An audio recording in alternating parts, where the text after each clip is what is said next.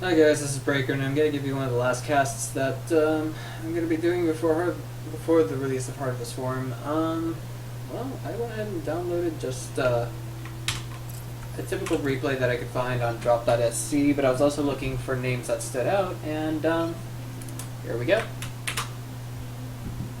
In the lower right-hand corner, spawning as the Protoss in the red trunks. It's everybody's favorite Swede that's been to the GSL to compete before. It's none other than nAniwa. I'm not entirely sure just what team nAniwa belongs to. I haven't been able to keep up with him as much as I should have been. But yeah.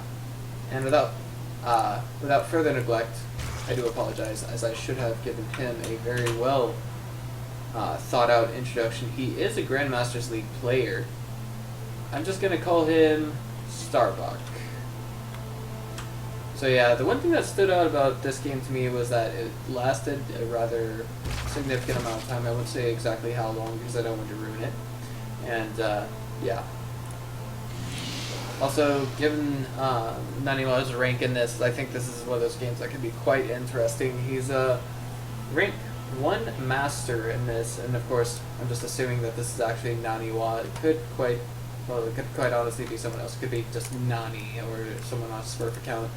That's also Masters rank 1, but here we go. Scouting probe has arrived at the main. And he sees that there's no gas. Of course, this is quite simple. Quite expected, if you will. Not, I wouldn't say predictable, but yeah. Let's go back and see. Yeah, he knows about that spawning pool. Typical, of course. Interesting position to have the probe just patrolling. What on earth is this drone doing here? Well, I guess originally the drone was meant to come down here to just like contest the probe. That would be pylon blocking, but looks like he's gonna go ahead and just hide the drone right here. So he's gonna do from there, and here we go. nAniwa goes ahead and throws down his own expo, but for some strange reason, Starbuck seems to be holding off on his for just I don't know what this is all about. I don't know, maybe he's just gonna be like, well, I don't want to deal with this. Maybe he's gonna make a pair of lanes first. Who knows? Well, we do have one pair of lanes. We have another pair of lanes in production. That makes 4 altogether. And of course, forward pylon is going down as well. Hello, let me find my microphone. Jeez, works better if I have this attached to my shirt. Yeah, TT Sports guys, it's in the game. And here we go. The Zerglings have arrived. nAniwa, you know, he doesn't even need to go up into the main to know that they're made. You know, he just knows that timing. But finally we have the hatch going down. I think it was a little strange for our friend here, our Zerg friend here, to just wait for the probe to get out of the way, or excuse me, wait for the Lings to get out, but yeah. Drone's gonna come over here and get the third started ASAP. Cannon, not quite finished. Lings actually slide by. 3 of them do. They gotta get into the main. Interesting. So just, I don't think this is gonna cause too much damage, but of course you have to keep in mind that if these Lings just manage to pull probes, they're paying for themselves. If they manage to kill 1, that's a bonus. If they manage to kill 2, that's even better. If that's 3, then they've more than paid for themselves. You know, that's more than cost effective. As he did make two pairs of Lings. Basically, what I can tell you guys is all he needs to do is kill 2 probes to actually make them fully pay for themselves. Ooh, 1 gets in the red health zone and just runs off. Oh, but what's this? More bullying, more pegging. Oh, he gets a probe. If he can get 1 more, that would be very good. Now, I do want to cite the position of the probe that's way up here before coming back to these Lings. Yes, here they are. Now, I think the position of this probe will actually be to basically throw it on a pylon. Maybe, just I don't know. If you want to look at it that far ahead, he could be waiting for a chance to throw it on a pylon, then, I don't know, use a Stargate and get some Zealots to warp in on the high ground while a Void Ray goes in the main, or while some Phoenixes do, who knows. But that's just far too ahead for me to predict. I don't know nAniwa's particular Protoss playstyle, but yeah. Lings go in, and they've only managed to kill... Oh, they've killed 2 workers all throughout the game. Actually, one of them just died here. I didn't quite catch that. Sorry about that. I'm not entirely sure just what information nAniwa has on his opponent right now. Okay, nothing too terribly significant. He actually didn't make it into the main with that. Alright, and it looks like the Lings have been thoroughly dispatched out of here. Yes, they have. Okay. I don't know. This is one of those things, guys. I wish I was in Taiwan right now.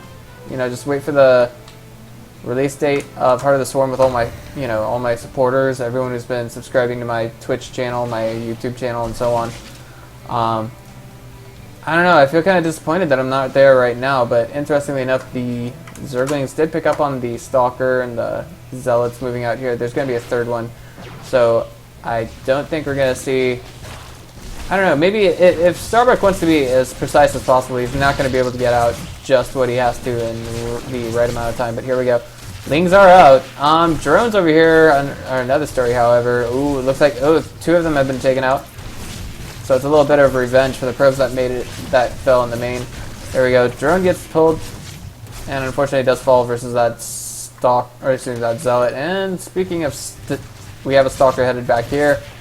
And nAniwa right now, he's not focused on doing any damage to the units that are on the ground. Just really just harassing the drones. And speaking of, this poor guy got pulled along the fight. He's like, hey, wait a minute, wasn't I supposed to be a Zergling?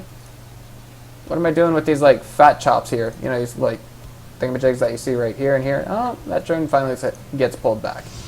Alright, so if we want to check the worker count right now, it's 55 to 46, and the income tab, we only see Starbuck at a slight advantage as opposed to where he actually should be. Alright, Warp Prism right there. And it picked up a couple of sentries. I'm a little curious as to what we're going to see nAniwa do with this. Just a teeny bit. Now let's see. Starbuck is aware that there's not a Stargate anywhere out on the map presently. But oh, there's a Citadel. I thought that was, yeah, I thought that was just a little bit strange. Okay. I was thinking to myself, wait a minute, he's only got 4 gates, but he did finally throw down the 3rd Nexus, which is actually to be expected. And the Queens both make it to the main, and the Zergling's just chasing the, I don't know what you would call it, the invisible feet of that Warp Prism. Not a bad idea whatsoever, because you don't want sentries or whatever's inside to actually drop, especially if it's Immortals. Speaking of, we have an Immortal and sentries poking away at these rocks.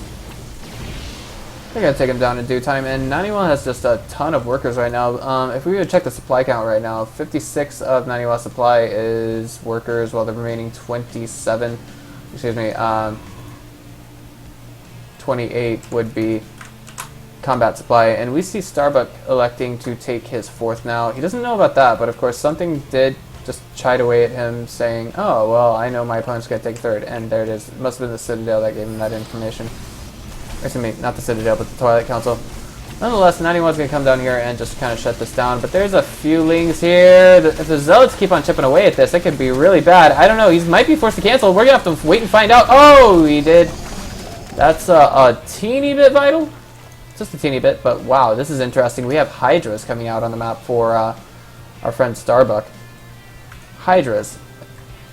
If I'm not mistaken, I actually have, you know, the client that I'm using right now, it's Wings of Liberty. This is not Heart of the Swarm. Still, not a bad choice versus what he's up against here. A lot of sentries and a lot of Immortals. Those Immortals are going to be basically useless versus those Hydras. I mean, just look at the amount of damage they do versus Light. It would be 22. By the way, I do apologize. I have the Chinese client turned on. And there we go. Spire's in the mix right now. This is actually going to be quite interesting. Especially given the allotted amount of time that I know that this replay lasts. We're going to find out just where things go from here. Yes, nAniwa is supply blocked presently. Alright, well, since I don't see any Hydra upgrades in production, strangely enough, not speed, or excuse me, strangely enough, not his attack range. His attack range was basically never started. I don't know what exactly this move by Starbuck was. I mean, when you think about it, Hydras only cost like, I'm trying to think here, 50 gas, so that means, you know, he only threw away, I want to say, 150 minerals. I'm trying to think. No, excuse me. If he actually wanted to get the range upgrade, it would have costed him 3 Hydras, and that's it. Alright, so here we are, the 3rd Nexus going down. These sentries are at, like, damn near full energy, if you will. And just both players are playing as sharply and keenly as they possibly should be. We do have 2 Colossi out on the map right now. The problem is, if we see those Colossi go toe-to-toe with these Hydras, we're definitely going to see the Hydras fall. They don't even have the range upgrade, 6 range, so they're not even going to be able to outrange these sentries, which have the same attack range as them. Now, I do think maybe, just maybe, there is an advantage that lays with Starbuck in numbers, but I think if he goes toe-to-toe with nAniwa's army, if he engages this right now, it's not going to be good for him right here. If you're engaged in the open, he could probably just throw away supply. There we go. The Muta's coming over here, trying to take down this Warp Prism. It's like, oh, you want to harass me? I'll harass you right back, bro. There it is. Gets the Warp Prism, pops out, and there we go. This looks like there's some kind of like Ling run by there. And now we do have the Greater Spire in production, as well as a few Corruptors, but I think the Corruptors are out just a teeny bit early, all things considered. But if you want me to speak about just the route that we saw him go, does he have Infestors? He does. He has 2. They're with his Hydras. Interestingly enough, this player does not use hotkeys, at least not for his Hydras, or did he? I don't know. This is interesting to say the very least. Alright, so here we go. Everything's just kind of grouped up here. Corruptors are as well, they're no exception. Rock's getting diddled away here, and it might be a good time for our Zerg player to take his 5th. Definitely, I think.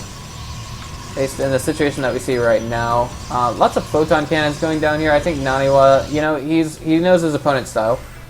Thus far, he's like, okay, this guy likes to throw lings at me whenever I am not at home. So there he is. He's dealing with those zealots right there. He's trying to hide his main army, but I'm pretty sure that our Zerg knows what's going on.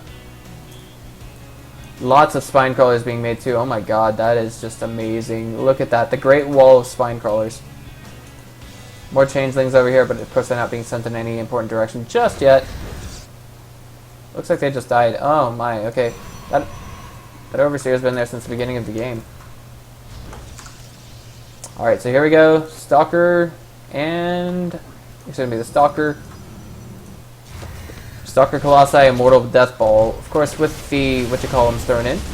The Hydras have to stay right underneath these Broodlords. There's only 2 Infestors in this composition now. I do want to say that this... Oh, this could be a little bit dangerous. If nAniwa was maxed out, this would be dangerous, but he's not. Alright, but here's... now, this actually is dangerous because he didn't have any cannons here. He didn't have anything to defend. That's actually a lot of, you know, Protoss units we see going down right now. And here we go. nAniwa is actually electing to move into his opponent's 4th. Not the worst idea, considering you know, out of all the places I'd attack, that would probably be the one that my Zerg opponent would be weakest at. Here we go. Lynx is coming down here, trying to kill some infrastructure. And nAniwa's supply is slowly growing. I think he's like, you know what? It's okay to throw away some probes right now because I need to turn all my army. I need to make sure I got full army supply if I want to actually kill this. It's probably just what he's thinking right now, but we'll find out soon enough. Alright, wow, that's even more spine crawlers. That is a godly amount of spine crawlers. Okay, here we go. Looks like it could be the most important engagement in the game. There we go, Broodlords just slowly chipping away at those Stalkers on the ground. There's only 2 Colossi in the entire composition here. I'm a little curious as to why, and he's just now getting the range upgrade for the Hydras. There we go. Blink forward, aggressive blink forward, and the Stalkers are actually prevailing over all of this. It looks like nAniwa might be able to take this down, but we do have a Remax coming out on more Hydras and some Roaches. The question is it just going to be enough to stomp everything that we see here from nAniwa? I don't think it will be. Hang on. There we go, and now it looks like Starbuck is basically falling back here. What you have to keep in mind is he is maxed out at 200 immediately, but now we have nAniwa just basically moving in for the kill. He's going into the natural. He's like blinking on top of everything as it spawns. Look at this. A Zerg player at 180 out of 200 supply. nAniwa at 114 out of 200 supply. If we just want to measure armies real quick, presently speaking, his army is not, relatively speaking, as large as his opponent's. Spinecrawler is not getting a position. nAniwa knows exactly where to put his main army and when to do it. There we go. Drones finally being pulled by Starbuck. The question is, are we going to see nAniwa continue to fight this off, or are we going to see the Zerg just completely pummel him? It's just a matter of seconds, a matter of questions. Excuse me, just a matter of seconds until we find out. I don't know. We just have this handful of Stalkers left, and that is it. There it is. And nAniwa has been defeated. Beta Paila. Starbuck won. Wow. Hands on you, bro. Like, that's a, you know, not many players can say they've beaten a regular GSL competitor. Congratulations, Starbuck.